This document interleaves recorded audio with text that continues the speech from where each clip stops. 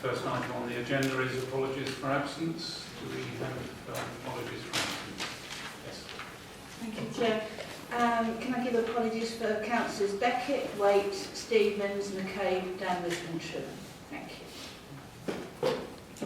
No others? Thank you very much. We move on to item number 2, declarations of interest. Does any councillor have an interest in any of the matters on the agenda? No interest. Yes, Chair. Item 10B. I'm more councillor. Thank you very much. Come to item 3, minutes on page 3 to 6. Are those minutes agreed? Agreed. Thank you very much.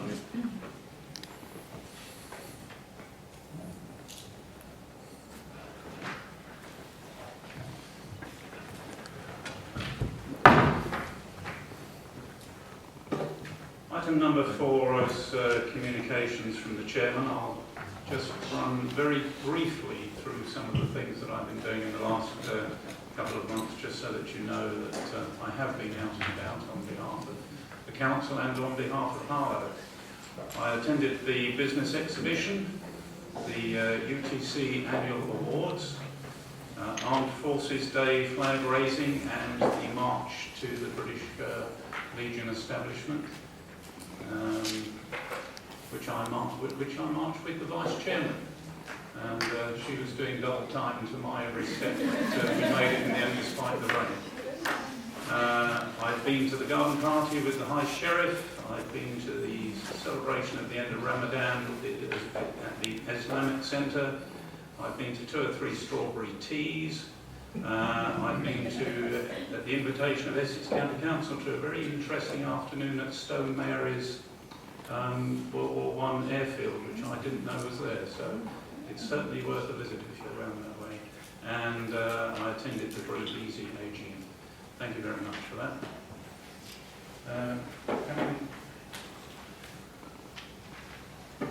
Coming to item 5, petitions from the public. Item 6, questions from the public. Mr. Hode, good evening. Good evening.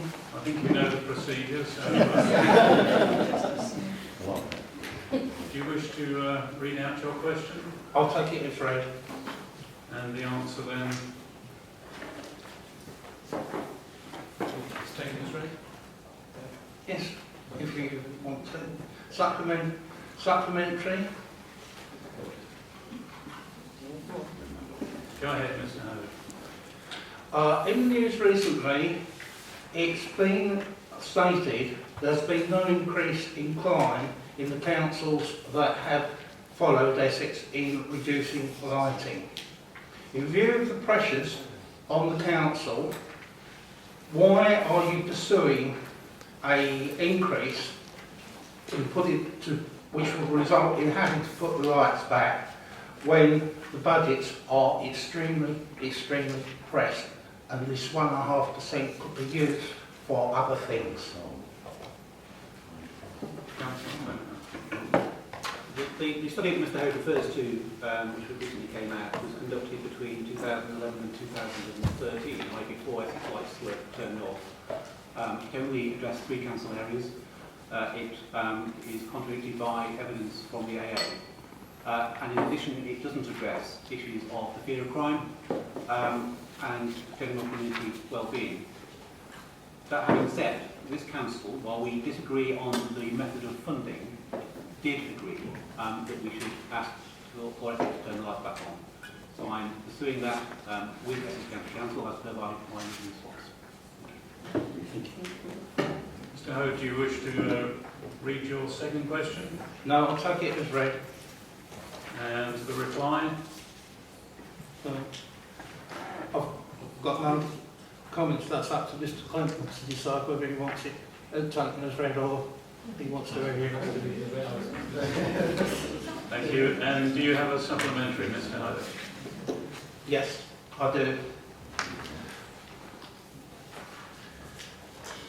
I agree that from attendance of the Housing Standard Board that there was a competitive tendering for this work. But there was only one other offer, and it was not acceptable. It was said that it didn't meet the requirements of the review. Can you assure me that no pressure was put on HQN to come up with what the council wanted, as they are a trainer, and indeed the person that carried out the review carried out 3 training sessions whilst this review was being prepared, that if they did not write the report on the lines that the council wanted, they would lose the training contract. So, as Mr. Howe said, the independent specialist housing consultancy was selected by an open and transparent process, and I can absolutely assure you that no pressure applied from the council to produce a particular outcome. They widely consulted, both with members of existing panels, members of this council, other tenants and other parties. So I'm absolutely confident that it was independent and was not designed to be a particular outcome. Thank you, Mr. Howard. Next item is questions from councillors. Councillor Carter. Thank you, Mr. Howard. Thank you, Chairman. Yes, I'd like to read my question, especially in view of the answer given by the person I'm questioning. What actions is the council taking with its partners to address the rising tide of child obesity? Which all provide opportunities for children and families to be physically active. Below are some specific examples of actions that have or are taking place. The council has a senior member of staff on the Harlow Youth Strategy Group who can influence commissioning of quality services for young people. Providing services that promote a healthy lifestyle is a key priority. This may include physical activities and exercise and/or activities to promote healthy, nutritious diet, preparing food and cooking, etc. The council leads on the School Readiness Project, which recognises the importance of indoor and outdoor physical play to preschools children's learning, physical development and general health and well-being. A number of different activities are delivered to children and parents that include physical play, and when snacks are provided, they are always healthy and nutritious in order to set good examples to families. Harlow Council is a lead partner of Active Harlow Strategic Wellbeing Group, the community sport and physical activity network for Harlow. This is an action plan that could be made available if required. The council has worked or is working to bring a number of disused council facilities back into use for leisure and recreation purposes. These include Nichols Field, Bush Fair Pavilion and playing fields, Ash Tree Field cricket pitch, tennis courts, multi-use games areas, and has recently installed the outdoor gym at the Town Centre at Town Park, funded by Harlow Health Centres Trust. The Heritage Lottery Fund Town Park Activity Plan sets out how the council will undertake activities that contribute to reducing obesity, such as a volunteer programme and themed walks, which already take place on a regular basis and are soon to be launched health walks. The council is soon to recruit an apprentice in partnership with Active Essex to support the work of Active Harlow and result in more opportunities for targeted interventions to be developed. I think that's a good step in the right direction. However, exercise contributes enormously to a healthy lifestyle and benefits to living longer and reducing the risk of developing serious health conditions. A recent survey discovered that only 25% of girls and 32% of boys are meeting the recommended levels of exercise required to maintain a healthy life. With this in mind, Haringey Council have issued a directive of reviewing all their no-ball game areas with emphasis on getting children playing on these sites. What can Harlow Council do in this area to help young children exercise, usually close to home, in the eye shot of their mothers? Thank you, Councillor Carr. I do agree, there is an issue, there's definitely an issue. We've done with the studies out in Harlow saying that 18.2% of Year 6 students in Harlow are classified as obese. It is an issue. There's a number of steps. I think I agree looking at play places, along with where we're looking at our community facilities, is definitely something we could look at. And I'd be happy to meet with you to try and discuss how we can take that further to look at different spaces that are close to home. We also believe that we should call on the government to ensure that it targets funding and resources to areas where there's a major problem, such as where there is in Harlow, which I believe is the highest in the East of England for childhood obesity. As we know, it's difficult to continue to run services of health and wellbeing when the funding is being cut, and is likely to continue to be so. It's something that is a priority for us, health and wellbeing, but of course we need the funds to be able to really do something about it. Thank you, Councillor Toll. Councillor Joel Charles. Thank you, Mr. Chairman. In the absence of tenancy panels, will the Leader of the Council provide full Council with a report on the activity, including the levels of customer satisfaction and numbers of council appointments for this year's Modern Homes programme, including external work? Councillor Joel. In 2013, the Council established a housing investment programme, an ambitious 5-year plan that targets £100 million in resources to modernise council housing in Harlow. The HIP has developed a set of internal and external work programmes for council tenancy properties, with over 32,000 elements having been replaced since the commencement of the programme.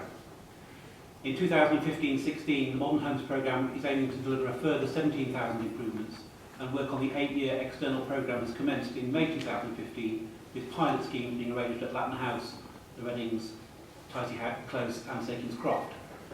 These pilot schemes will inform the ongoing programme going forward. Overall satisfaction levels from tenants of 95% are being recorded, with improvement on the 2014-15 outturn of 92%. There are 188 cancellations currently being recorded, mainly due to not being able to gain access, contractor performance, or tenant. The reasons for non-access or cancellations are regularly reviewed, and appropriate interventions made, which include reprogramming and additional tenancy support where required. Performance is continually monitored through the regular roundtable meetings with tenant and leasehold representatives, tenants who have had work undertaken on their properties, contractors, and reporting to the Housing Standards Board.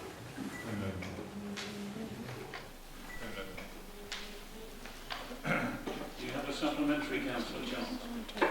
I do, Chair. I'm grateful for the Leader for that answer and the information that's provided, particularly on the cancellations. But can the Leader of the Council confirm when the details for this year's Modern Homes programme will be published, and the date when tenants in Chippingfield, in my own ward, can expect their windows and doors to be replaced? Today, they received another letter from the Council outlining more delays to the programme that was promised them in terms of getting their windows replaced. Will the Leader and the portfolio holder for housing, who's not here tonight, personally intervene and get some answers to my tenants? I clearly don't have the legal program in my head, but I will absolutely make sure that gets circulated, and I will specifically look at the issues in Chesterfield.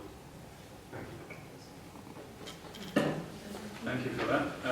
There being no motions from councillors, we move to item 9, the main debate, which is introduced by Councillor Clinton, I believe.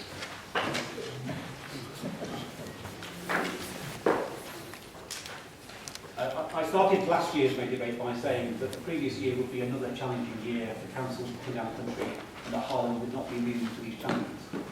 This has continued to be the case. In the last 3 years, government funding for the general fund has been cut by 49%, with further cuts already forecast of around £4.5 million over the next 3 years. With the government spending review due in the autumn and local government funding unlikely to be ring-fenced, this is likely to get significantly worse. Despite all these challenges, the Council has continued to respond positively, exhibit strong financial control and to improve performance. I'm going to start with a review last year, clearly with travellers. In the last year, it's clearly one of the big issues that the Council and the residents have faced, with a very large number of unauthorised encampments over an extended period. While the Council was doing all it practically could, the law and the guidance did not give the Council or other agencies the tools to do the job. We have and continue to make representations to the government, a meeting with the appropriate government minister about 2 weeks ago, to both strengthen the law and make the guidance that police operate under clearer and more consistent. as well as urging government to enforce other councils to make appropriate traveller provision, and this needs to be part of a balanced package. What was clear, however, was that the unprecedented circumstances required an unprecedented response. It was this that resulted in Harlow Council, with the support of Essex County Council, to apply for and successfully obtain a town-wide interim injunction, the first at this scale and scope anywhere in the country. This required council officers collating and documenting hundreds of thousands of pages of evidence over many months, and it's a credit to the diligent work of the council that the judge granted the interim injunction, including it was both necessary and proportionate. Harlow's leadership received national and regional media coverage and continues to do so, with an article on radio commentary this morning, in fact. While this injunction is in place and has provided some relief, this is not the end of the story. We need to go back to the High Court in the autumn, as well as looking not just at enforcement, but also ensuring the Council meets its obligations in terms of traveller provision. There's an item later on the agenda addressing provision to meet our planning obligations, demonstrating that the Court will continue to address the issue in the round and address issues with Essex County Council around the ongoing management of the Fernhill site. The second issue I want to touch on is around devolution. Following the Scottish referendum and the deal struck with Manchester, the subject of devolution to cities and county regions is very much to the fore. While the discussion with the leaders of other councils in Essex on the principles of devolution in Essex have been going on for some time, it is still in the early stages of arriving at anything concrete, and I will ensure that all members and residents of Harlow are engaged in that discussion. This isn't and shouldn't be a party political issue, and we need to make sure that any deal is done that is right for the people of Harlow and this part of Essex. On the subject of local democracy, and a very good question that Mr. Hode raised, discussions on streetlights in Harlow are still ongoing at a very senior level. While it has taken far longer than it should or needed to, I'm still confident that this will be concluded before the clocks go back. It's an important part of those discussions that the offer was funded in a sustainable way, and I've made the point that building trust on what should be a simple financial transaction with Essex County Council and respecting local democracy are important precursors to any wider devolution settlement.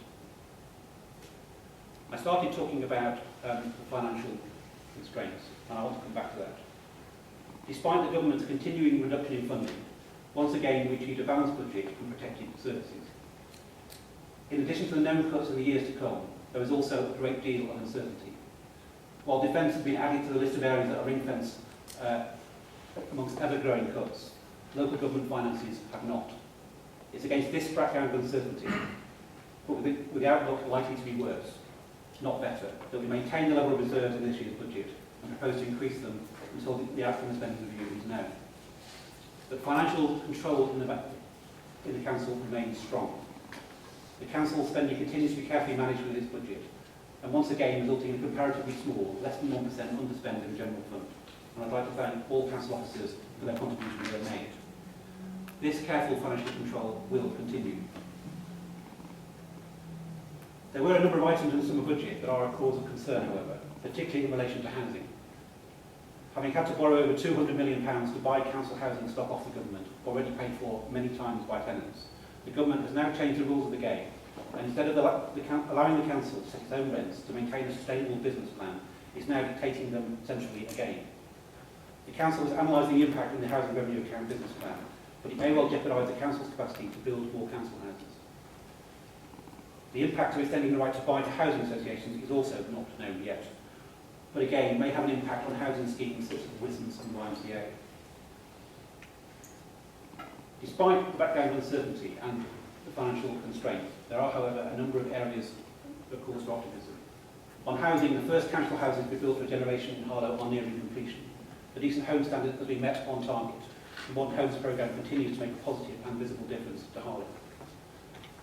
A number of areas of council performance, despite strains on capacity resulting from financial constraints, have also improved, including a significant improvement in the drop-fall rate at Harlow. Improvements to Pecks Corner and the Town Park are nearing completion. Significant progress continues to be made on the enterprise zone, with the council going out for a development partner due to be awarded later this year. The work has started looking at options for the short, medium and long-term plans for regeneration of the north of the town centre. And despite the challenges of the duty to cooperate with neighbouring councils, we need to maintain the timetable to producing our own local plan and accelerate it if possible. And I'm also still hopeful that Treasury will accept the recommendation of the Board of Public Health England to consolidate audit research in a science hub in the GlaxoSmithKline campus in Harlow. So, in conclusion, despite all the constraints and the uncertainty going forward, the Council has responded well to challenges faced, but there's always room for improvement. The challenges the Council faces from reducing government funding remain, but by careful financial management, continuing to work in the best interest of the town we love, and by working together, we can and will continue to make a positive difference to Harlow.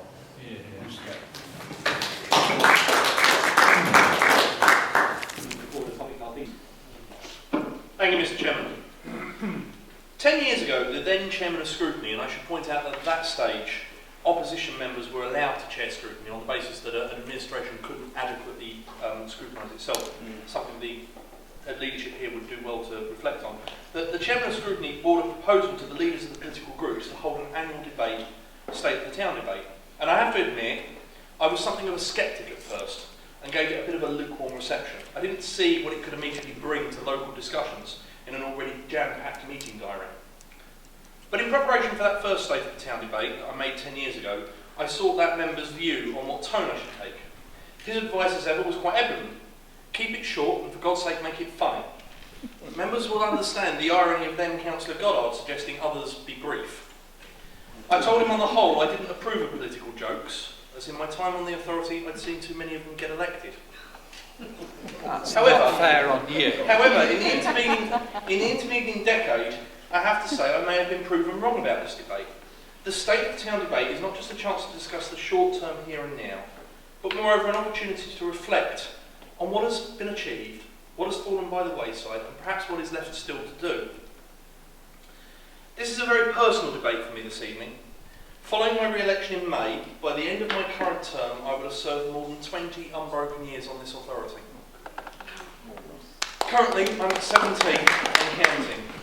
It means that I will have spent the entirety of my 20s and my 30s in this council chamber. And my dear lady wife never fails to remind me that next year I will be entering my 40s. From being the baby of the chamber when I was elected at 21 with a majority of just 2 votes, to becoming the longest continuous serving member of this chamber with the largest majority, has been an often arduous journey. Inevitably, in all that time, I've seen many changes. In 1998, when I was elected, the world was a very different place. Harlow District Council was controlled by Labour, counted by the Tories. Russia's citizens were fighting to avoid financial ruin. There was a Clinton vying to enter the White House. An all-British girl pop group was taking the US by storm. Donald Trump was threatening to run for president of the US. Apple topped the technological market with the introduction of the iMac. Nigella Lawson was top of the bestseller list. The Human Rights Act was passed with criticism that it would be a terrorist charter. The European Central Bank was set up in Frankfurt amidst claims it would make Germany far too powerful and they would exploit less affluent, smaller European Union member states. And Jeremy Corbyn argued that the Labour Party had moved too far to the right and lost its soul. As you can see, we're in completely different times. What wasn't different was the crazy financial management of Harlow Council in those years, as Labour, whether locally or nationally, have never understood, Mr. Chairman, that sooner or later they always run out of other people's money. For much of that time, the financial stewardship of the council fell to Councillor Mike Danvers, someone who appears to have wanted to have Harlow have a champagne lifestyle, but tried to achieve it on a lemonade budget. Year after year, the debts piled higher, the reserves were drained away, nothing was saved for a rainy day. Instead of balanced budgets, we had bloated budgets, too many services that couldn't pay their way, and eventually we were a hair's breadth away from government intervention.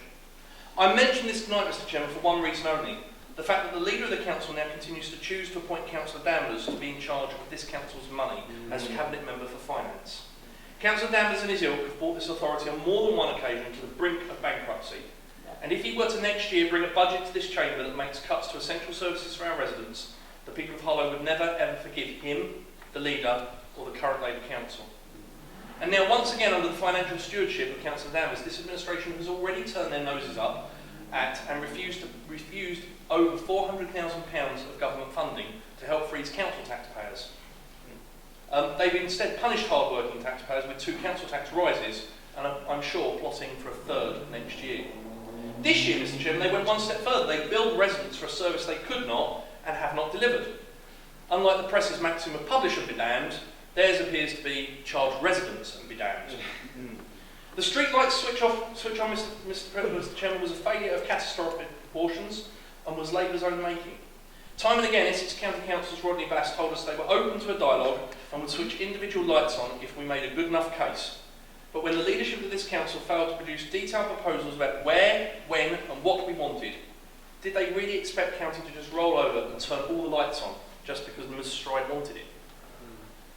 We're left with an administration wrongly withholding over £100,000 of hard-working taxpayers' cash. I speak for all those on the right when I say, can we have our money back, please? Lights have been one of the two big issues in the town over the last year, and travellers, as the leader mentioned, was the other.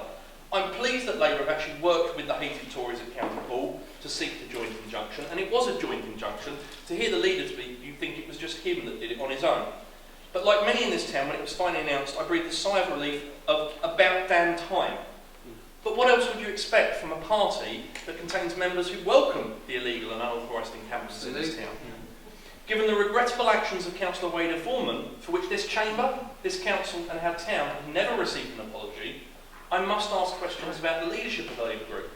If the leader cannot keep his own group in order, how can we have confidence he's keeping the affairs of the whole council in order?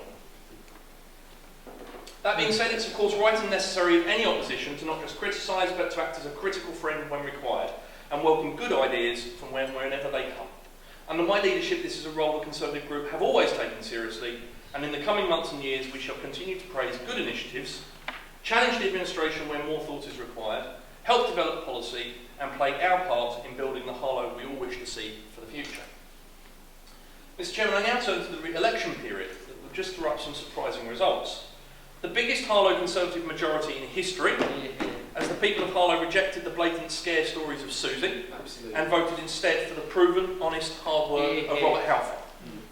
A majority Conservative government followed, pleasantly surprising many of us on this side of the chamber. But perhaps the most surprising thing about the elections was the internet sensation that nobody expected: millifandom. For those unaware of the phenomena, it was where a middle-aged man with a grating oratory, a creature of the West with slightly spiky hair, would receive the admiration of many on the internet in pictures and words. Day after day they would swoon. For us it was something slightly sickening. For Councillor Durkin it was a bastion of hope. Hang on in there, Tony, I'm convinced one day Durkin fandom will come. Mr. Chairman, in the almost 2 decades I've spent on this council, I've seen a multitude of changes, both for the town and for me personally. During my time here, I've met and married my wife, bought my first home, and had my daughter Alexandria. My perspective has changed incredibly, but my commitment to Harlow has never wavered since being elected as a 21-year-old in Kingsmore. There are times on this council when we are 33 individuals representing 11 constituencies. More often times when we are 3 parties locked in mortal combat. However, I always have been and remain very proud that on key occasions we are one council representing one Harlow. In this endeavour I have to pay tribute to the leader of the council, Councillor Kempner. Though our points of view are often diametrically opposed and our policies at odds, he's never been anything but courteous to me in our professional dealings, and I have to say I have experienced more than one very enjoyable social evening with him and his lady wife in the process. In that vein, I also cannot let this moment pass without acknowledging the tremendous achievement of the town's MP, Robert Halfon. Robert has shown a commitment to Harlow in a way unparalleled of any previous parliamentarian in my lifetime.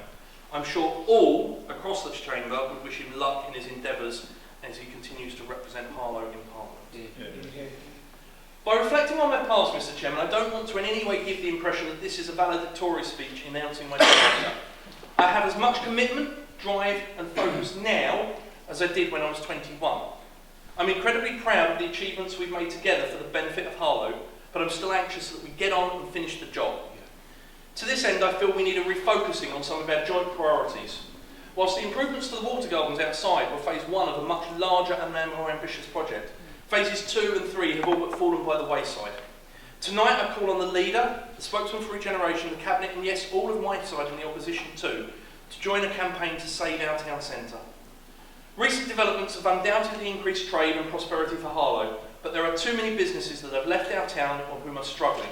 We can and we must do more to aid them in the building of a thriving town centre once more.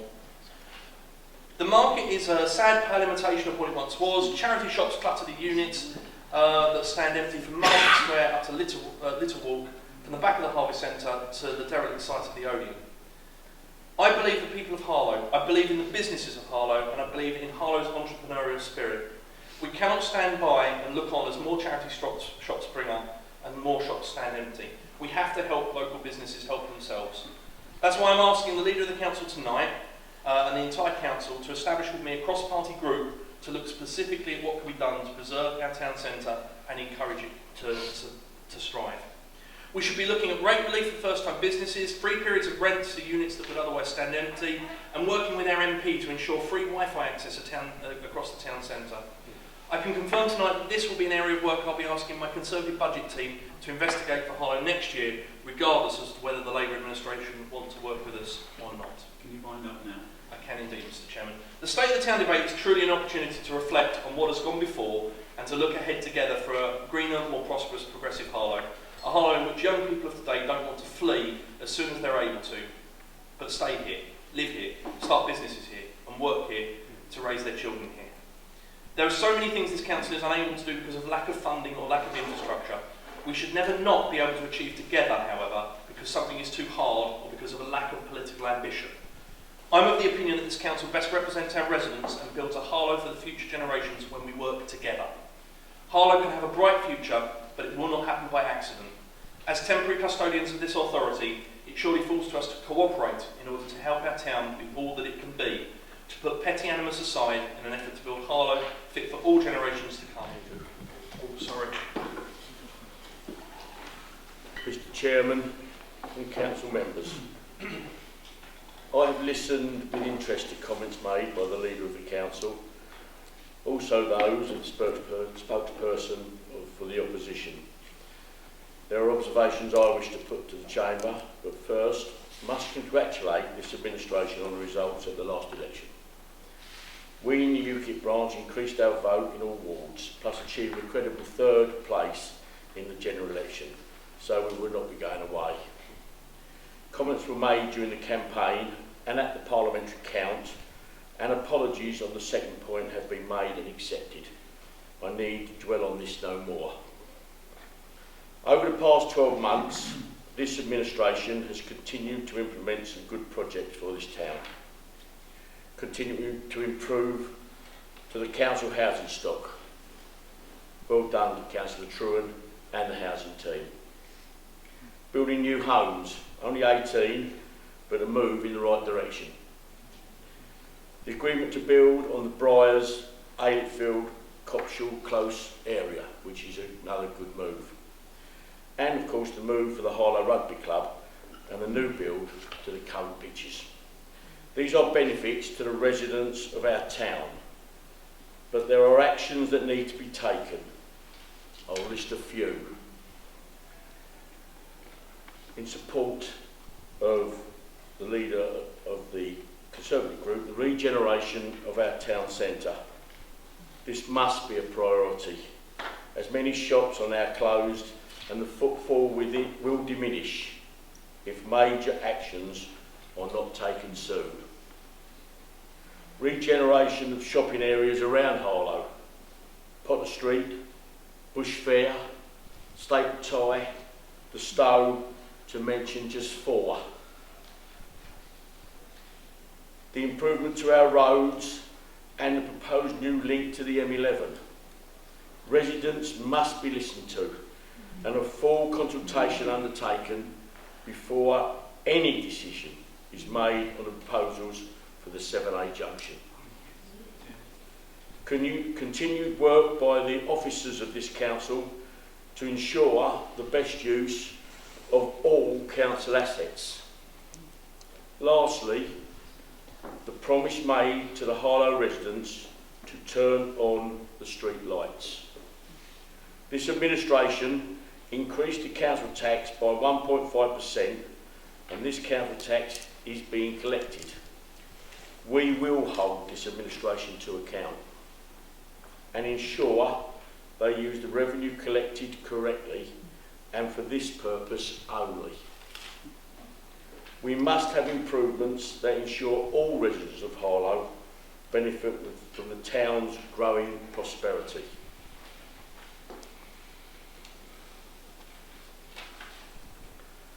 As I stated this time last year, UKIP understand that there are continued strains on current budgets, and we must ensure that residents' council tax and other income is spent wisely.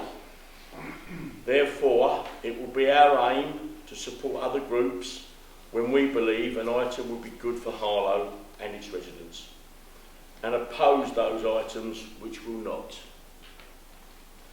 Our overall aim is to work proactively with councillors and council officers to maintain and improve the facilities and services for Harlow and all its residents. Thank you, Mr. Chair.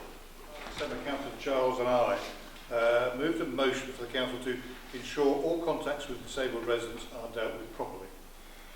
So we're then very pleased to see a number of references to equalities in the corporate plan 15 and 16 approved in February.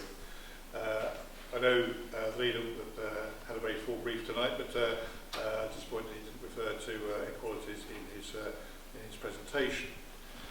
There does seem to be a gap between the rhetoric and the delivery. So where is the preparation of an updated corporate equality strategy? This expired last year and was specifically mentioned in the debate. The Harlow Fairness and Diversity Partnership is yet to meet, despite being a priority in 2013-14. Some measures are being taken, such as the Equalities Training course for all staff and members. I just wonder how many of the administration have actually completed it and received their certificates. Well, it seems little progress has been made in the last 7 months at least in making the council more equalities friendly. Downstairs in Contact Harlow there is a disabled toilet. Its correct name is accessible toilet. But it is disabled because wheelchair users cannot use it. Last week when I came to the Civic with a wheelchair user, not only was the transfer space occupied by a bin, as usual, but it was so dirty I was embarrassed that my council had allowed it to get into that state. And yes, I checked it again tonight, and it's still inaccessible. I also checked whether the rear doors to this chamber are open. Both of them. And no, they weren't. If you're in a wheelchair, you need both doors open. Now, both these issues are regularly mentioned, but is anything ever being done about it? Is the agenda tonight available in a large print version?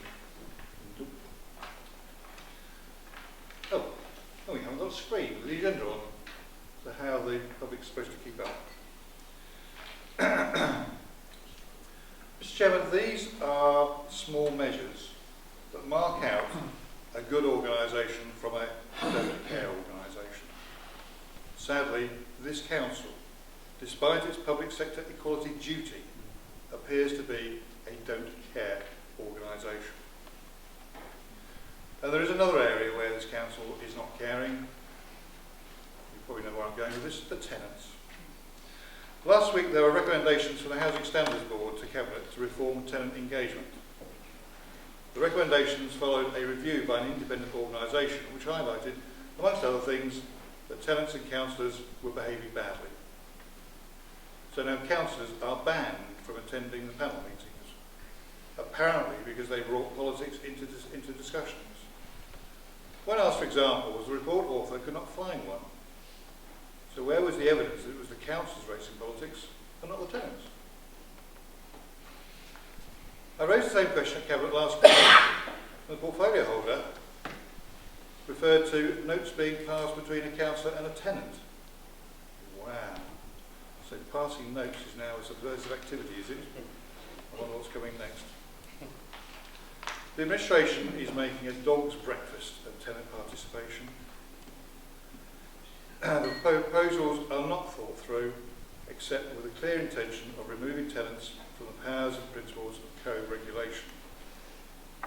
There are no deadlines for delivering the new structure, bearing in mind that the panels haven't met for over 4 months. The only timelines shown in the recommendations were short-term and short-term. I now understand that the old panels are meeting in August, to be told they're no longer required. At least I can now answer the member of the administration who asked me when the panels were meeting again. There's also the annual report to tenants. The portfolio holder, Councillor Truant, or perhaps given his absence tonight should be referred to as Councillor Truant, decided 2 months ago that it could be published. But where is it? Did it ever see the light of day? But the key part of the report last week was that only one person on the Housing Standards Board actually approved the recommendations to Cabinet. Everybody else opposed it. So what is the point of the Housing Standards Board if the portfolio holder is just going to ignore what everyone else says? Where is the co-regulation? Where is the participation? Thank you. Councillor Durr. Thank you very much, Chairman. And can I say to the leaders, I've stood here for several years listening to debates, and I have to say this has actually been quite a pleasure. I think it's been a very mature, quite honest debate. Okay, there's been some personal slights at individuals, which is unfair, but actually the opposition chairman is absolutely right. We actually share more together than actually divides us. It's actually how do we do it rather than we do it against each other. So I actually welcome this opportunity. But what I also want us to do is that whilst it's easy to take the pops and the criticisms, let's not talk this town down. We've actually achieved a lot collectively for the benefit of our whole community, and we must embrace that and we must move on. And actually, the Leader of the Opposition is absolutely right. Where we can, we must work together for the mutual benefit of our town. If we actually look at some of our shopping areas and community areas, I cannot believe that actually they aren't successful. Go to Staple Time, look how busy that is. Look at our plans of what we want to do about the regeneration of Lister House. Look at the Stowe, massive improvements. We actually only have 2 shops that are currently empty, with leases looking to go into there, and we've just completed a consultation on future opportunities.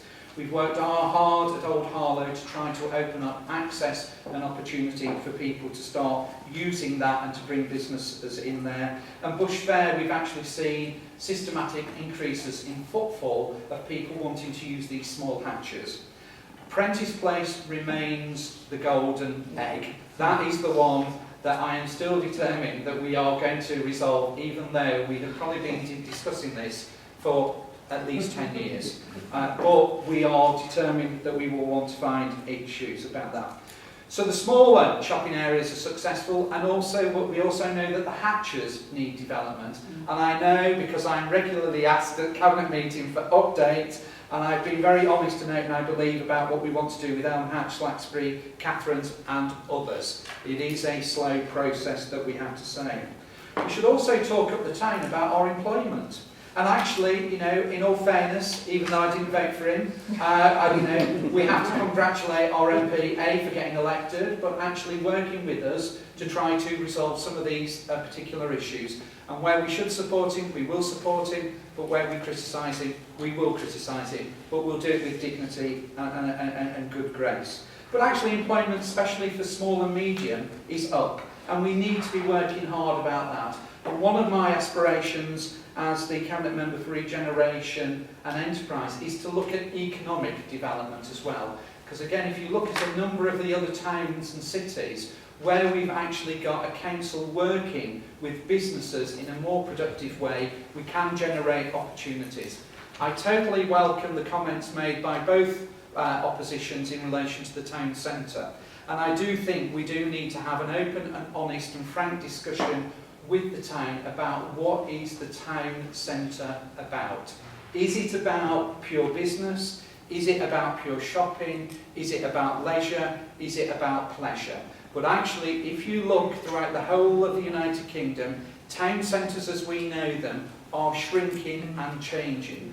The problem with regeneration is that you've always got to be in front and second guessing on what you think the next generation will look like. So we will be appointing a project manager with specific responsibilities for the town centre, and I welcome everybody's input into this, because I think there are going to be some challenges and there are going to be some changes.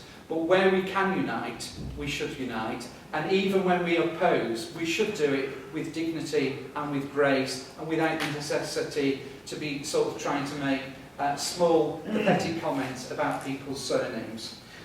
Finally, Chair, the local development plan is moving forward, but I do believe the leader is absolutely right. The problem is the duty to cooperate is a nightmare. We don't have to have a duty to agree, but we do have to show that we have cooperated with each other.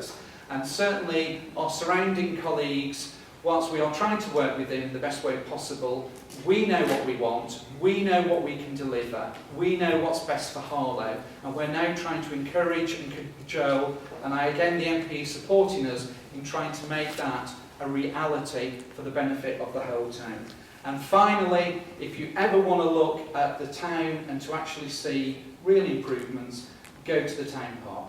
Look at what that investment has actually done. Look what we're doing with Pets Corner and others. These are the beacons that are shining bright for the benefit of Harlow, and that is due to the hard work, dedication of our officers, our community, but also the ladies and gentlemen in this chamber tonight. Thank you very much. Thank you, Mr. Chairman. I first of all take this opportunity to welcome you as Chair of Harlow Council. It's the second time I've been able to have the privilege of speaking under you, so I'm very grateful for this opportunity. As has already been said by the Conservative group, Conservatives scored a major election victory, not just in Harlow but in the country. And that has major significant ramifications for the whole of the economic development that we want, the whole of the amount of work that we want to achieve in terms of reaching out to local communities, not just in Britain, but in local councils too. And I'll talk about devolution in a moment. I'm proud that I'm part of a party that over the last 5 years has restabilised our economy and helped local communities prosper. And that, in part, is down to our hard-working local MP, Robert Halfon, who is now a member of the Cabinet, able to punch on the top table for Harlow, and I think that's a positive step for our community. I want to talk about, first of all, the portfolio area that I shadow, regeneration, and I welcome the comments from the administration and, of course, the continued cross-party support on this matter. As the Leader of the Opposition has said tonight, it's important that we have a close working group of councillors from all political persuasions to work together to drive that for our local economy. Of course, Harlow enjoys a superb strategic location in the south of England, in between Stansted Airport, Cambridge and London, and the enterprise zone, which I'll come on to in a moment, as a perfect driver for economic regeneration in our town. One of the key things that I'd like the Leader of the Council to expand on before I go on to the enterprise zone is the £1 million regeneration fund that was announced in the last budget. Just be grateful for a progress on where that money has been spent and what it's doing in order to drive regeneration in our town centre.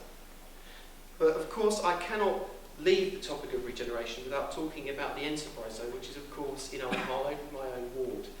And I think it's a very exciting moment in time for the enterprise zone, given the fact that the tender has opened and 3 organisations are bidding. We hope to start work in December. It's a 25-acre site with the opportunity of creating 2,000 jobs in high-tech industry, obviously ICT, advanced manufacturing and life sciences, which will again drive the economic development we need in our town. I think it's also important in this debate to talk about business. Harlow is open for business. I think that's recognised amongst all of the parties in this chamber.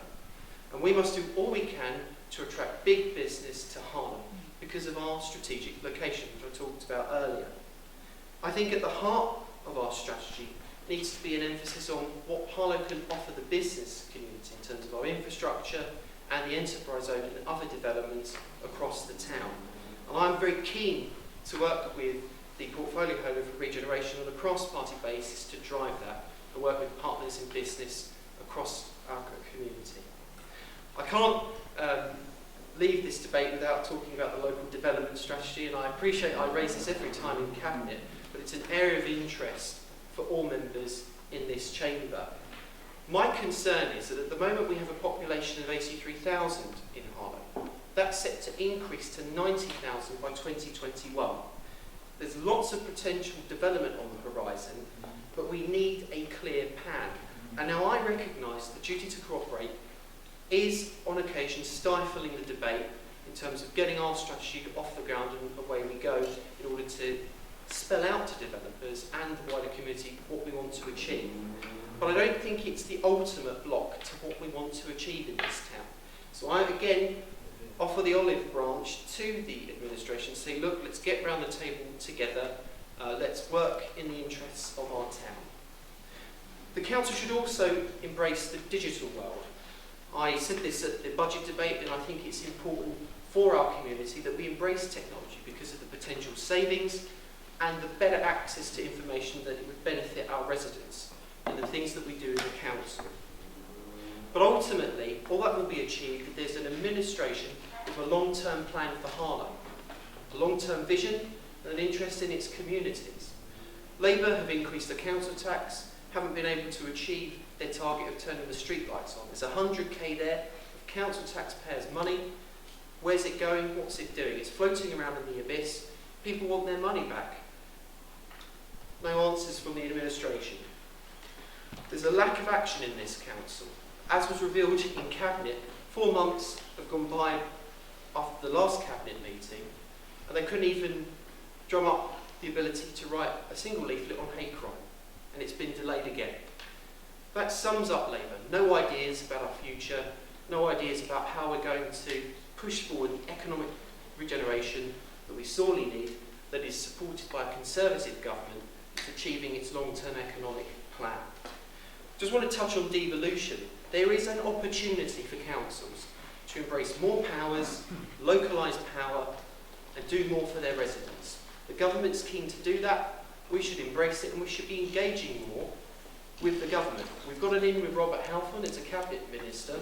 I think it's important to do that. My final point today is that only a Conservative-led administration in this town under Andrew Johnson has the clear leadership, the clear plan to deliver change in this town. We are the change makers. We are the economic drivers in this town. It's time to get rid of Labour. I'd like to start by thanking Mr. Kempner and the officers for what he said on the underspend. It is good to see that the council is coming to an underspend this year, but I wouldn't necessarily say that was an indicator of strong financial control. Strong financial control for who? We've already heard tonight that this council has passed up almost over £400,000 in government subsidy, which could have alleviated the tax burden on the people in this authority. And they've turned that down. It doesn't sound very strong financial control to me. We're halfway through the financial year, almost halfway through the financial year already, and yet, as has been mentioned many times, the residents of the town have been charged over £100,000 to keep lights on that aren't on. That doesn't sound very strong fiscal control to me. Glad you find that amusing. Well, it's not about fiscal control. We've heard better jokes tonight. No lights on. Because we've overcharged people £100,000, and they should come back. And we will find out later on. We'll find out later on today that this council is now spending £70,000, or planning to spend £70,000 on refurbishing traveller sites. Now, no one on this side of the chamber or in this party has a problem with traveller sites being refurbished. No problem at all. Good idea. But it's not our asset. It doesn't belong to us. So the message to residents is clear. We'll charge you £100,000, but not keep the lights on and keep the money in our coffers, and we're going to spend £70,000 on somebody else's assets. Right. What are we going to be doing next? We're going to be upgrading Epping Council's car parks? Are we going to be going to Coventry and spending money on, I don't know, tram systems and whatnot? Or Asda might need a new roof soon. Maybe we'll throw money at that. It doesn't sound very financially responsible to me. Now, Councillor Durkin mentioned that it's easy to take pots in these kinds of debates. And it is true, it is easy to take pots, but we on this side don't do that. As you'll know, last year,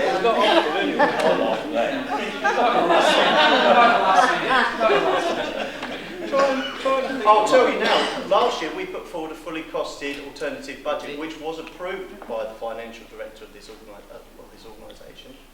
And so when we make these criticisms of you in terms of finance, they are fully costed and approved by the officers of this council. So they're not pops, they're founded in fact, and actually, had you have gone with our alternative budget, the people of this town would see a real terms decrease of 2% in their council tax. And they'd be entitled, the council would be entitled to ongoing grant subsidy. I'm glad to hear from Councillor Durkee that the hatches and local shopping centres are doing well. You know, I'm a great supporter of our local shopping centre. I'm sure the campaign that we run to abolish the 20 pence increase for the first hour has gone a long way to making sure that people are now fully using those local facilities, and I'm glad the administration listened to us on that. I want to pick up on a few things that have been talked about the regeneration of the town.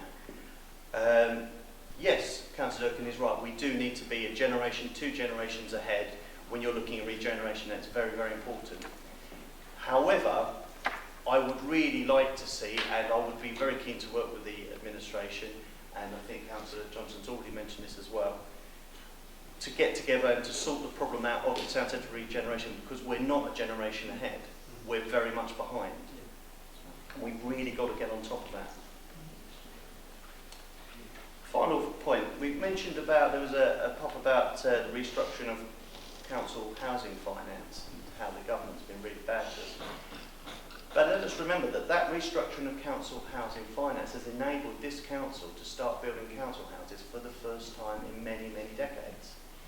And so let's not forget that actually the restructuring of council housing finance has actually been a benefit to this town and enabled us to start building council houses for the first time. Thank you, Mr. Chairman. Thank you, Councillor. We've come to the time for her to say her piece. Councillor Ford. Thank you.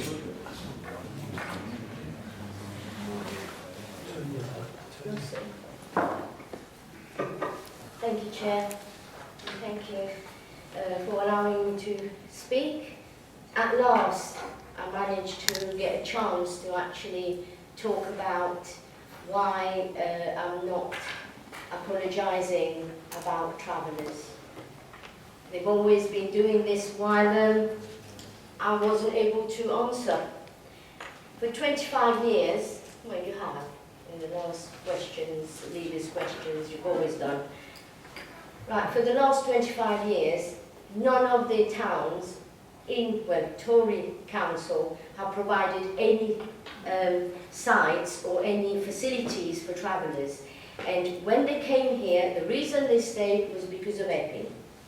And that's another council that's run by your colleagues. I don't persecute anyone, and I don't stand up before people who actually persecute people. Instead of trying to help a solution, some people actually persecuted them. That's why I didn't want to do that. And even Eric Pickles, in the court, the judge actually said that his views were racist towards travellers. And I don't want the travellers to be persecuted. So that's your answer. And I'm not going to talk about it anymore. About tenants, you said that we do not listen to tenants. May I remind that last year in the scrutiny committee, we actually did look at modern homes. The reason we did look at it was I found out there was a lot of issues that the council needed to sort out. And both parties agreed, and we worked together on this. So we do work together sometimes. And for regeneration, I'm hoping that the Conservative Party is not going to give us any more ideas about bringing those big pot plants that they spent a lot of money on. So hopefully this year we will be able to do something better and make the town look better for the tenants. Thank you very much. Chairman, or this table. The idea is just to try and make politics a little bit more friendly and a little bit more funny, so let's be honest about it. There's been things said that I agree with, and there's definitely been things said that I disagree with. We've already brought up some of the debate that we're going to have later on, which I think is unnecessary, but people have said about us spending 70,000 to refurbish Travellers' site in this town. Essex is poor looking after the travellers in general. Yeah. I have been on a Conservative-led council, and their views and the views were that travellers should move on to somewhere else.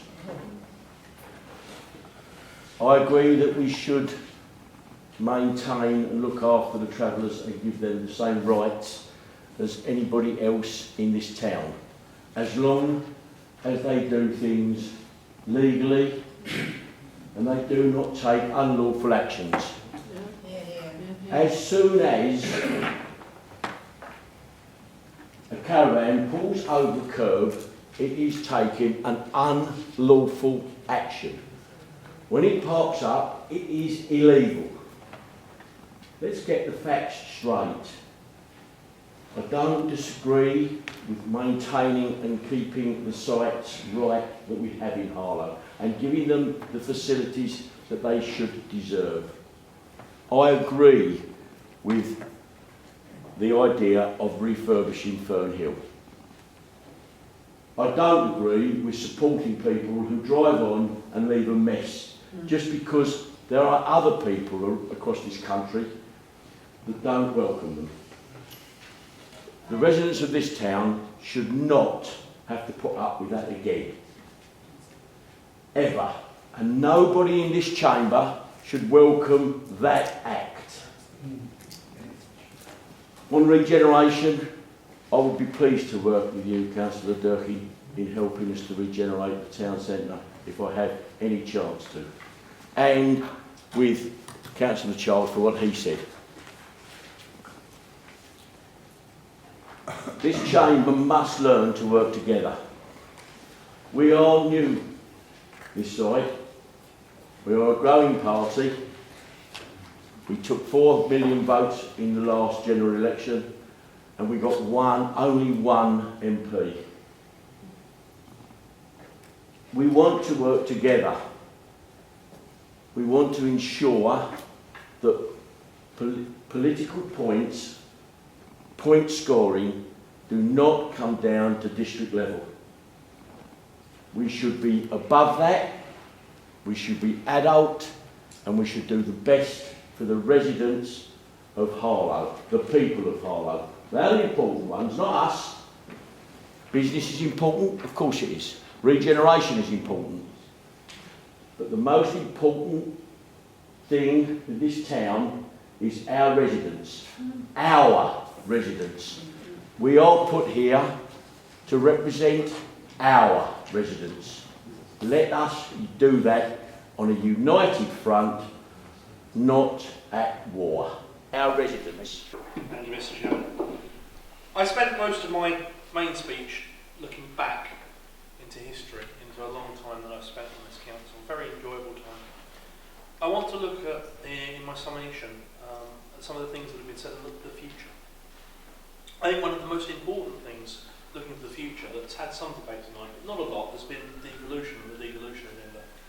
And I can't help but look at that wall up there, where we have a West Essex Alliance pledge, signed by myself and the then leaders of Uttlesford and Epping Forest, saying that where possible, this council and those two councils would work together for the betterment of all of our residents. And I think one thing I'd say to the leader of the council tonight, and it's not anything that I've not said to him personally and privately, I'll say in public, is that all shapes and sizes will come under the devolution agenda, and we have to make sure that we get the best fit for Harlow. I am yet to be convinced that a pan-Essex devolution agenda is the right fit for Harlow. I'm willing to be persuaded, and I'm sure my colleagues at County will do a great deal to try and persuade me on that. But I look at our colleagues to the north in Uttlesford and our colleagues to the south in Epping Forest, along the M11 corridor, as part of the Stansted London-Cambridge Gateway. I can't help but think that perhaps we have the nucleus there of a really good devoluted area, and something that I would be very willing to look at further. Looking also to the future, I want to talk a little bit about tax. We've not heard anything from the leader of the council about taxation plans for the future. We know he's already got over £100,000 of our money that we would like him to give back, please. I suspect they're planning a tax raise in the future, next year. I suspect we'll see a third council tax rise in the third budget by the... Sorry, that was me. I'm sorry. In the third budget by this administration. But perhaps he'll tell us otherwise. Perhaps he'll tell us that he's willing to come around to a conservative way of thinking and look at freezing council tax for our hard-pressed taxpayers. The M11's been mentioned as a very important discussion point. It's not really been discussed at all tonight. Thank Bill for mentioning it.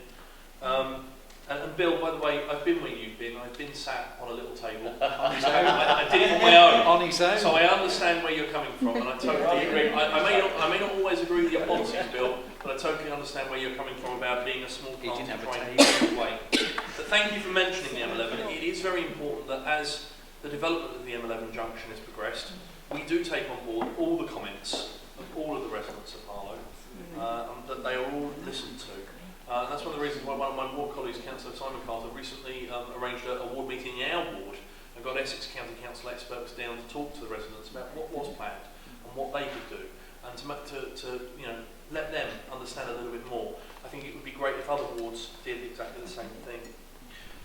Travellers. Well, as I said, if you listen to the leader, you'd have thought it was just Harlow Council that did it. It wasn't, and I do hope that working with Essex County Council, we can get that full injunction in later this year, and I hope we can stop the blight on the lives of the public that are the illegal and unauthorised encampments in this town. I will just point out to Councillor Foreman that lots of Conservative councils in Essex do actually have traveller sites. There are actually plots around. And Harlow, when it's been Conservative and Labour, has had plenty of plots for travellers. But I would also point out to her that insisting that the law is applied equally is not persecution. On regeneration, I welcome the fine words from Councillor Durkin, but fine words, as I was once told, butter no parsnips. I would want to see a firm commitment. I would want to see a firm commitment tonight from this administration, after all the fine words we've had, that you will be including the opposition, and I mean the opposition in the broadest sense of the word here, in any future developments around the town centre. Finally, I'd like to highlight, Mr Chairman, that I think Councillor Durkin did say earlier that there's more that combines, brings us together than there is that divides us. And I think that whilst our ideology on both sides, I suspect, will never coincide long term, I hope it's demonstrable from the debate tonight how much we all love Harlow and we all commit to the improvements for our town and its residents. And I hope that we'll continue to have an open, honest and fruitful working relationship. Councillor Klempner is now the 6th leader of the Labour Party that I've faced in Harlow Council Chamber. And I can honestly say that hasn't always been the case, but I'm very pleased to have the opportunity to work with this leader in such a constructive manner. And I do thank him for his open and constructive manner in dealing with the opposition. I hope that that will continue. I may not always agree with you. I will highlight where I think you are wrong, and I won't just do it for party political or petty political reasons. I will only do it where I believe you are in the wrong or doing the wrong thing. That doesn't mean that you should not take notice of this group when we highlight issues and problems. Thank him for. I'm going to be quick. I do have to start with the financial management thing.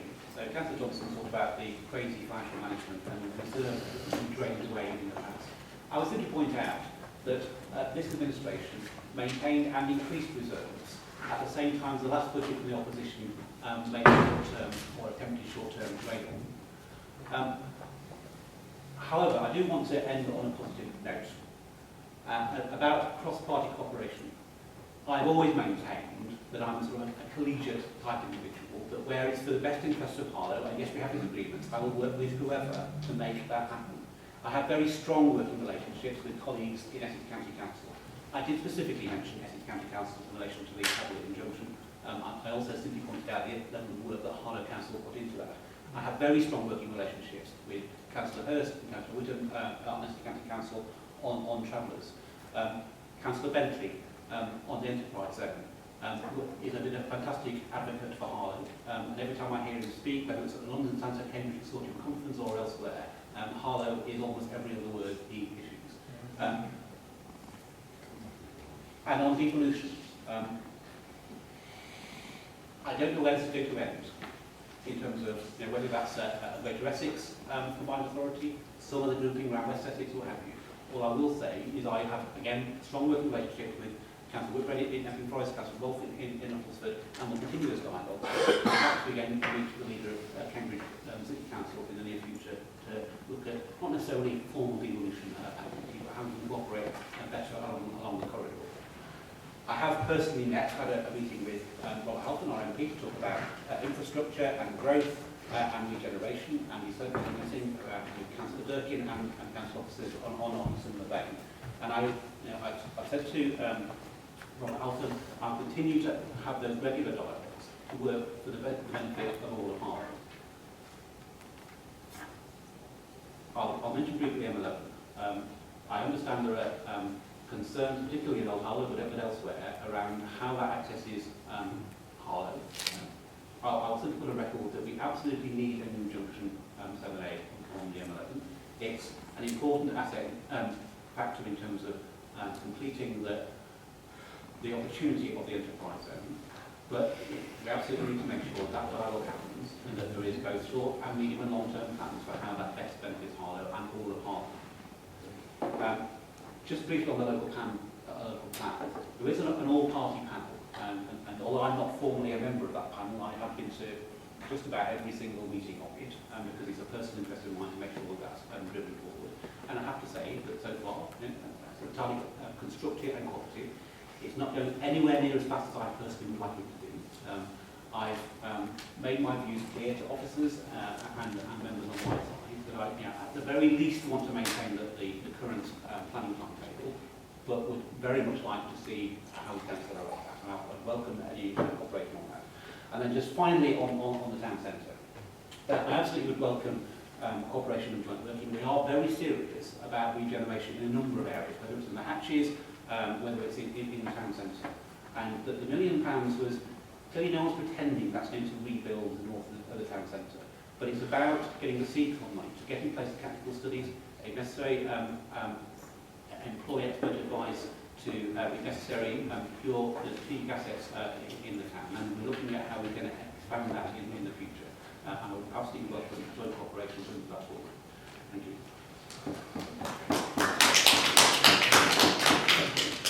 Thank you, Councillor Kempner, and thanks to all councillors for a constructive and good debate on that matter. It seems to me that this is a good stepping off point for the year ahead. Moving on to item 10, references from Cabinet and Committee. Do we have, under item A, is that agreed? And under item B, the referral from Cabinet, refurbishment of Fern Hill Travellers site, is that agreed? Agreed. Somebody wish to speak on that? Councillor Johnson. Yes, sorry. I will propose that. I will second that. You wish to speak? Can I say a brief introductory remarks? There are basically 3 reasons why this is important. The first reason is around meeting our obligations, both moral and legal in terms of planning legislation. There has been an objectively assessed need for traveller pitch provision across the whole of Essex, including in Harlow. And the bit of this proposal that brings the 12 derelict sites that have been pitched rather than sites, been derelict for a number of years, meets our objectively assessed need up to 2018. I will simply point out, in this regard, that Malden's local plan was thrown out by the planning inspector for this particular reason, for not making traveller provision. So that's the first reason it's important. The second reason it's important is we are due back in court. Court's in recess until the 1st of October, but when it comes back, we will be back in court in the autumn, looking at the injunction which we have an interim injunction in place now. And it is important, this is not the sole bullet which referred to in Cabinet, but it is important that we look at this issue in the round, both in terms of demonstrating we've exhausted every possibility in terms of enforcement, but also looking at provision as part of that package in the round. And the final thing, why this is important, is there are relatively well-known issues around the current Burnhill site. And this is an opportunity to bring both the derelict sites, but also the sites that are in theory in use, but are actually in a pretty poor state as an occupied, back into use. And I'll simply conclude by saying that a number of comments have been made in the main debate about Harlow spending money on somebody else's asset.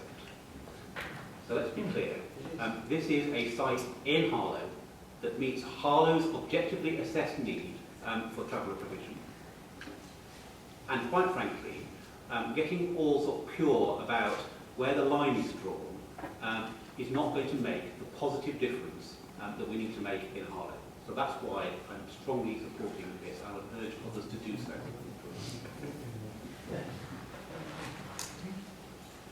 Thank you, Councillor Clinton. Councillor Johnson, you wish to speak to this? Yes, I do, Mr. Chairman. I wasn't able to speak at Cabinet on this item. So that's why I'm strongly supporting this. I would urge others to do so.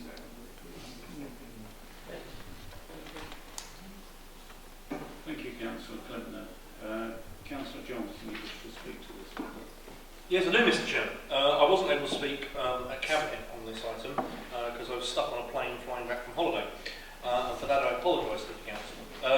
But there's some really interesting points here. The first is the Leader has tried to confuse what's coming to Council tonight and what went to Cabinet last Thursday.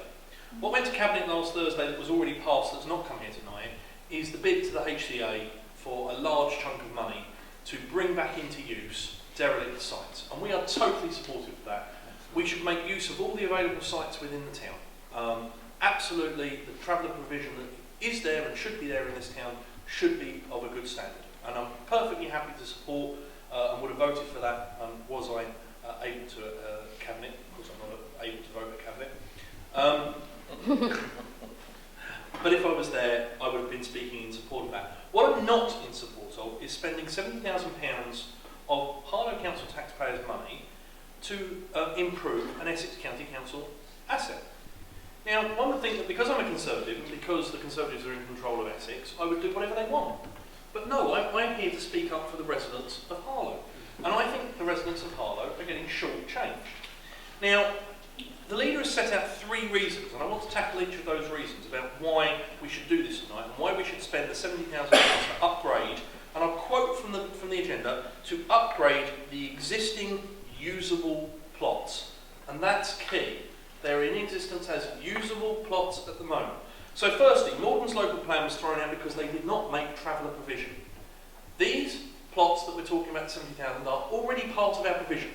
Spending the 70,000 on it is not going to increase the provision.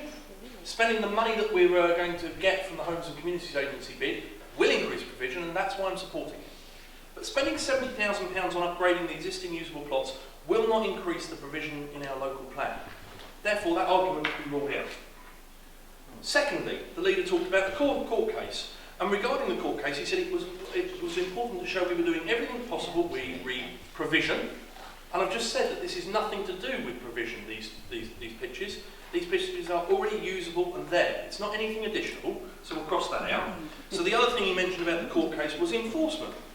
Well, the only way we can do more about enforcement is if we provide more pitches or a transit site.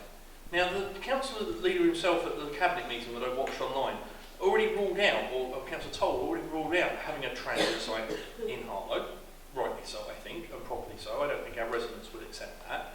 And certainly there were already talks at county level about a transit site going in. I think it was already mentioned at either Basildon or Colchester. Excellent.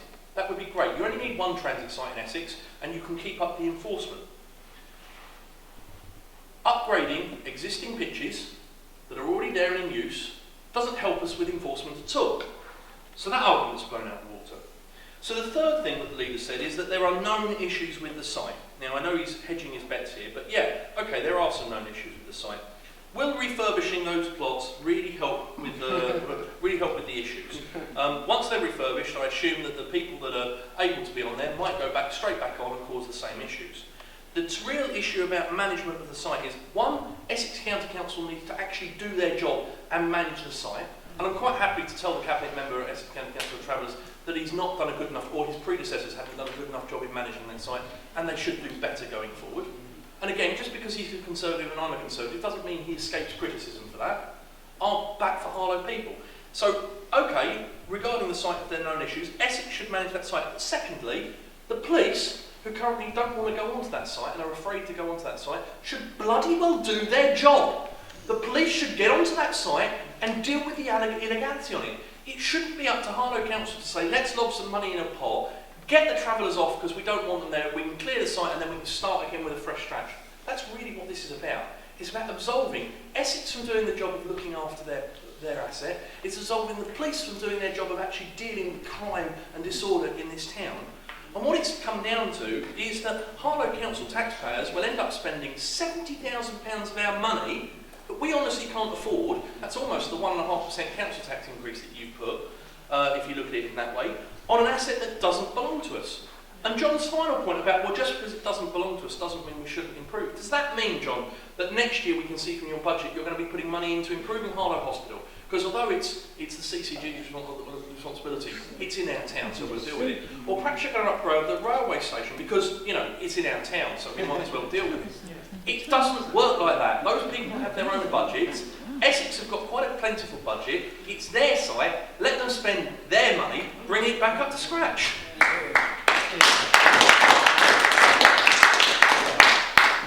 Councillor Durkin. Thank you, Chairman. As one of the local residents...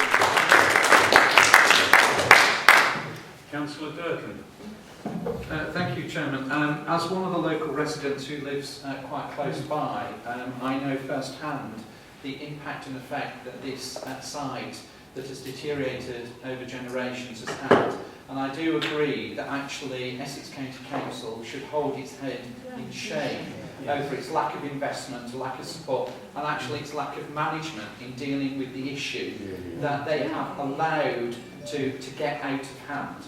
The simple truth about this is the only way that we can do a fresh start to make a difference to the wider community is to make a commitment of this investment, because this will allow us to remove the current tenants of that particular area so that we can actually have a complete fresh start, a new build on that one.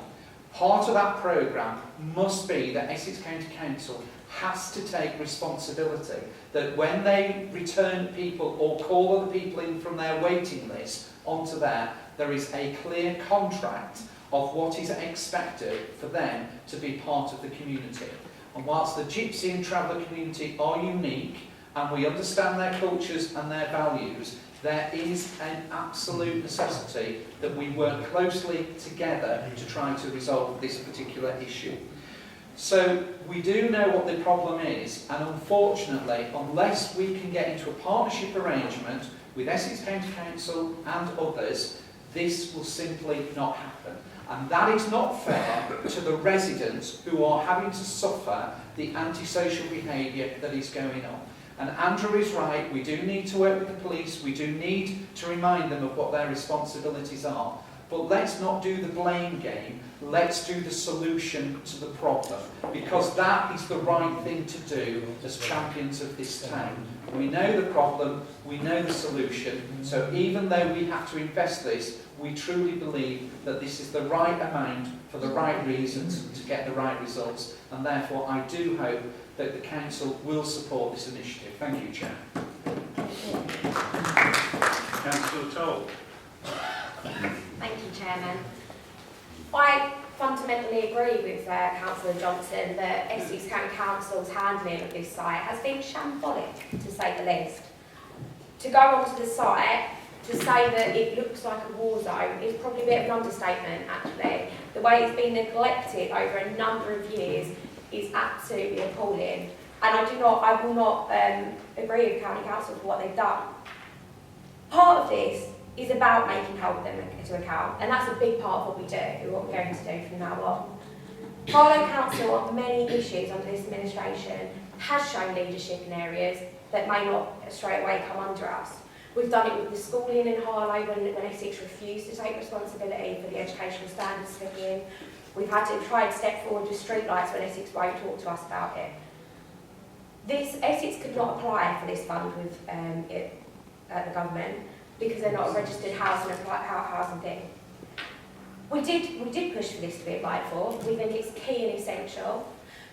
Talking about the state of town debate we just had, last year I was sat here on my hands, desperate to talk about the injunction. We've been working so hard, and really we're in a place where we felt like we may be able to get there and get it in. It took a lot longer working with some of the partners that you mentioned than we planned to, and did actually go in around Christmas. It took a little bit longer than we hoped we could have got that done. Part of that injunction and part of the steps we took, they were measured, they weren't easy. It wasn't easy not to make a political game out of the issue that went on with the illegal encampments. It wasn't easy to sit here and take the right decision that may have took a bit of time, but got the end result with the injunction. But part of that we always said was to tackle the existing sites. It is appalling. And let's not differentiate the two. You've separated that 70,000 from the other funding. It is part of the match funding. It's a requirement that part of the funding was the council to put in match funding. Yes, we had to put in some. Yes, it's not ideal, and we will hold Essex to make sure they do manage it from now on. But I think this is fundamental. We don't deal with the issue by putting a plaster over it, because we know this injunction won't last forever. I hope we do get the permanent. I do hope we get the full injunction when we go back in the autumn. But we know that the court is extremely unlikely to do a permanent, and most likely probably around a year, although we don't know because they've never done this is first of its kind, as we mentioned earlier. We know that during that time, we need to prove that we're doing something, that this doesn't happen again. The situation that happened was unacceptable for the people of Harlow. And I hope this takes a step to try and change what happened and make sure it doesn't happen in the future. I fully support the transit site elsewhere in Essex, and I really hope that happens. I think that's hugely important for us. And especially seeing the police use it as one of the main reasons why they wouldn't act, was because we didn't have a transit site. So I think that's fundamental, and we'll work with Essex where we can to make sure that happens. And just to say that this decision isn't always, like many of what we've done, isn't easy. It isn't a political headline, but it's right for the town of Harlow to stop this from happening again. Councillor Pryor. Mr. Chairman, thank you. Once again, I've sat here and listened to what people have been saying. On one hand, we hear we've got to work in partnership with Essex County Council. And on the other hand, we hear, well, we don't want to put £70,000 in to work in partnership with Essex County Council. It is important that we act and let the residents see that we are trying to do the best for the people of Harlow. And the people that are on the travellers' sites at the moment, on that travellers' site at the moment, are part of this town. They pay council tax, they pay rent, and where possible, I think they try to integrate. It may not be the silver bullet, as our leader of the council said, that will be the be-all and end-all to achieve a further injunction or a full injunction. But let's make no bones about it, that if we don't do it, and the courts see that we haven't paid due diligence on what we should have been doing, the Harlow people will never forgive us. If we go back and we lose the injunction over it, I'm not saying we will, but if we did, the comment would be, why didn't you do what was necessary? This council should support this action. Thank you.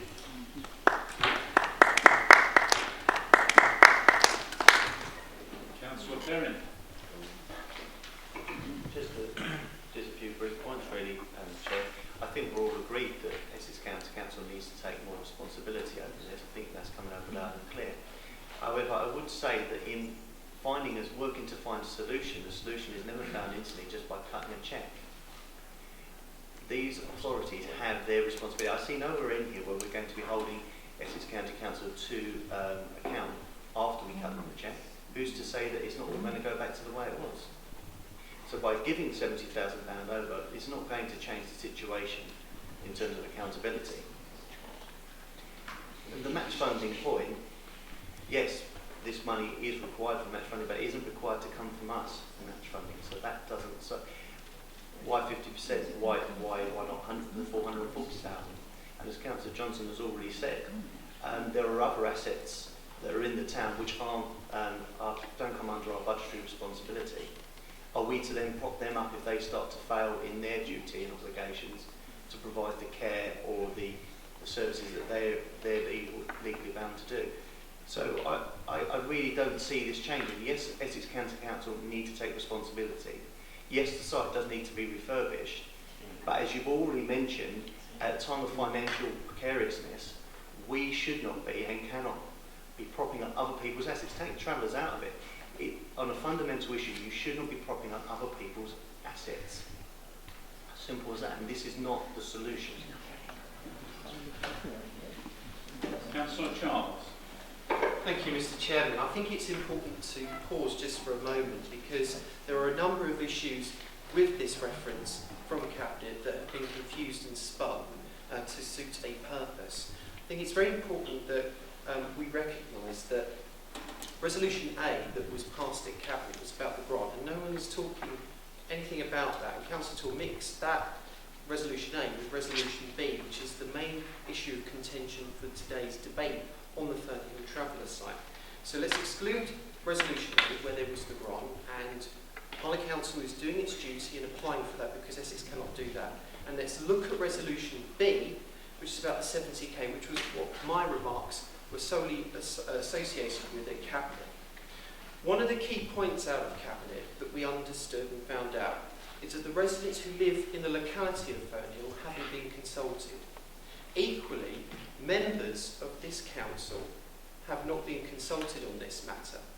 We wanted to call in this decision, but it was referred to council, and we were very disappointed that members were not given the opportunity, because let's remember that the hearing is on the 1st of October, that members of this council, members of the public, were not given the opportunity to debate other solutions.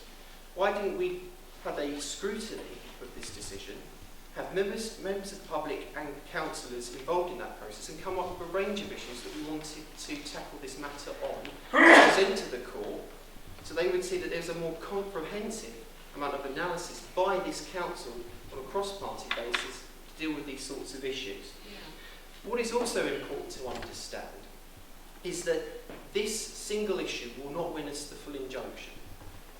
The leader of the council has admitted this is not the silver bullet, and I challenged him on that. So we need to recognise that there needs to be transparency, there needs to be accountability on such a big decision going before this council.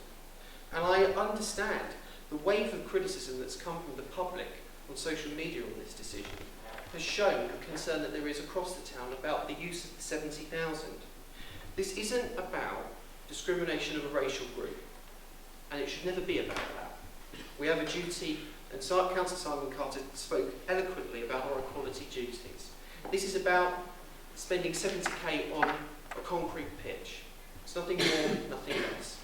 And I think it would be wise for this council, on a cross-party basis, to pause, to look at this decision and have a more comprehensive solution they can present to the courts. Because ultimately the judge will want to look at a comprehensive package of proposals we want to do to mitigate the problems of illegal encampments in this town. I want to end by saying this. This opposition group is fully behind the efforts to secure a full injunction.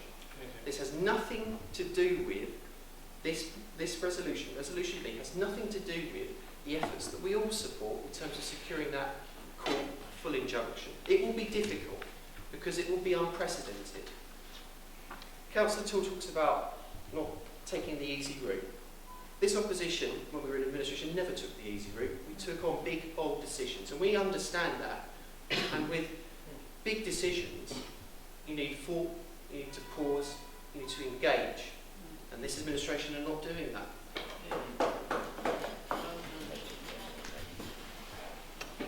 Councillor Plentner. Councillor Plentner. So much comment has been made about other agencies either not doing or not doing their own good. And I can assure this council that I have had a number of conversations with the Plan Commissioner, with the relevant portfolio holders in Essex, even with the Chief Constable of Essex. And I will continue to hold to account. But on this particular issue, we can sit here and say, this is not my problem, it's somebody else's fault. Or we can take decisive action and fix a problem that exists. And that's what we're proposing to do. Nobody else wishes to speak, we'll move to the vote. Show of hands, please, for those to accept the report as it is.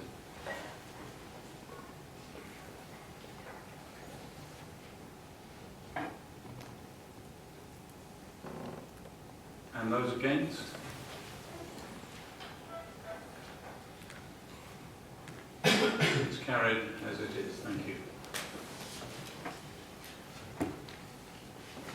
We move on to item 11, reports from officers.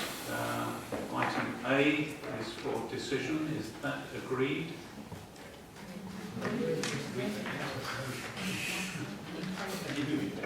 I'll move it. And I'm perfectly happy to second it. Thank you. Agreed?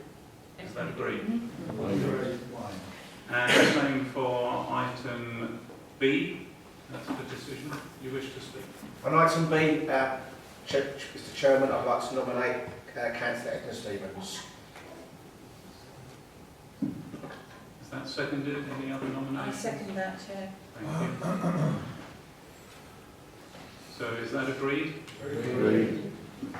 And item C, council representatives on outside bodies. Is that agreed? You want to propose that? Happy to second it, Mr. Chairman. So that's agreed. Thank you very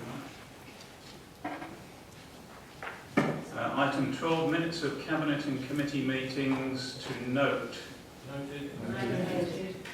And they have been notified of no matters of urgent business. So that concludes the council meeting. Thank you very much. You are all invited to take refreshments in the adjoining room.